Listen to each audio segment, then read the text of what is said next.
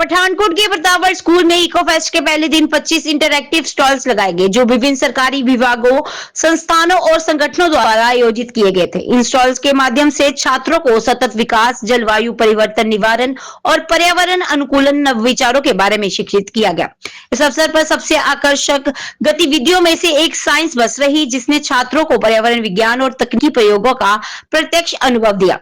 इस दौरान मुख्य अतिथि के तौर पर आए जिला उपायुक्त पठानकोट आदित्य उपल आईएएस ने इस पहल की सराहना करते हुए कहा कि इको फेस्ट 2025 एक सराहनीय पहल है, जो युवाओं को हमारे पर्यावरण की जिम्मेदारी लेने के लिए प्रेरित करती है। इस प्रकार के इंटरैक्टिव लर्निंग कार्यक्रमों के माध्यम से छात्रों को भविष्य के पर्यावरण नेता बनाने के लिए प्रेरित किया जा सकता है। इस अवसर पर सनी महाजन, निर्देशक प्रतापगढ़ स्कूल, ने विद्यालय की सतत विकास के प्रति प्रतिबद्धता को दोहराते हुए कहा कि हम इको फेस्ट 2025 की मेजबानी करने पर गर्व महसूस कर रहे हैं और पर्यावरण के प्रति जागरूक नागरिकों को तैयार करने में योगदान देना चाहते हैं। हमारा उद्देश्य छात्रों को ऐसा मंच प्रदान करना है जहां वे सीखें, नवविचार करें और एक हरित भविष्य की दिशा में कार्य करें। वहीं ओशिन महाजन, निर्देशक प्रतापगढ़ स्कूल, ने छात्रों की भागीदारी को महत्वपूर्ण बताते हुए कहा कि छात्रों द्वारा दिखाया गया उत्साह वास्तव में प्रेरणादायक है। उनकी सक्रिय भागीदारी ये साबित करती है कि वे पर्यावरण संरक्षण की चुनौतियों को गंभीरता से समझ रहे हैं और समाधान की दिशा में काम करने को तैयार है।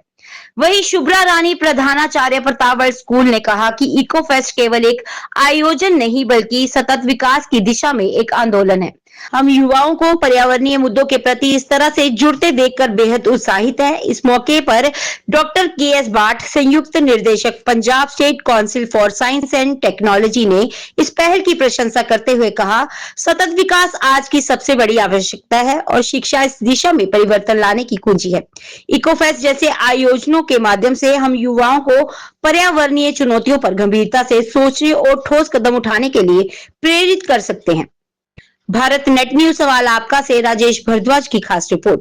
आज प्रतापगढ़ स्कूल पठानकोट में 3 दिवसीय 13, 14, 15 बहुत ही भव्य इको फेस्ट ऑर्गेनाइज किया जा रहा है with the collaboration of Punjab state council of science and technology and Pratapgarh school and district administration Pathankot. मुझे बताते हुए आपको बहुत खुशी हो रही है कि बहुत ही ज्यादा healthy participation from the government schools, colleges और स्कूल के विद्यार्थियों से देखी जा रही है और डिफरेंट स्टॉल्स यहाँ पे आज एग्जिबिट किए गए हैं, जो कि नेचर, सस्टेनेबिलिटी और इन्वायरमेंट फ्रेंडली, इसको कैसे हम इन्वायरमेंट को प्रमोट कर सकते हैं, हेल्दी प्रैक्टिसेस अडॉप्ट कर सकते हैं और अपने आने वाले कल के लिए एक बेहतर कल कैसे बना सकते हैं। इस दौरान बहुत सारी इको एग्जीबिशंस, फिर से Chipko campaign, night sky watching, star gazing की जाएगी, नुक्कड़ नाटक, डेक्लेमेशन, स्पीचेस, कंपटीशन, क्विजेस भी ऑर्गेनाइज किए गए हैं जो बच्चों को उत्साहित करेंगे। सर, किन्ने स्कूल ने ਇਹਦੇ ਵਿੱਚ ਭਾਗ ਲਿਆ ਤੇ ਤੁਹਾਨੂੰ ਕੀ ਲੱਗਦਾ ਹੈ कि परसों तक कितने बच्चे ਜਿਹੜੇ ਆ ਇੱਥੇ ਸਕੂਲ ਦੇ ਵਿੱਚ विजिट करनगे? सर, मुझे ये लग रहा है जैसे आज की लगभग 1500 बच्चों की पार्टिसिपेशन रही है, तो प्रत्येक दिन 1500 से 2000 के बच्चे यहाँ पे विजिट कर रहे हैं, तो लगभग 4000 से 5000 विद्यार्थियों को लाभ होगा। Department for science for promotion and science and technology Haryana से भी जो सर्कस ऑफ साइंस उनकी बस आई है, वो बहुत ही की अट्रैक्शन है, जिसमें वो बहुत ही यूनिक प्रॉब्लम सॉल्विंग टूल्स और साइंटिफिक इक्विपमेंट्स और क्विजेस बच्चों के साथ शेयर कर रहे हैं और नॉलेज। सर, पूरे पठानकोट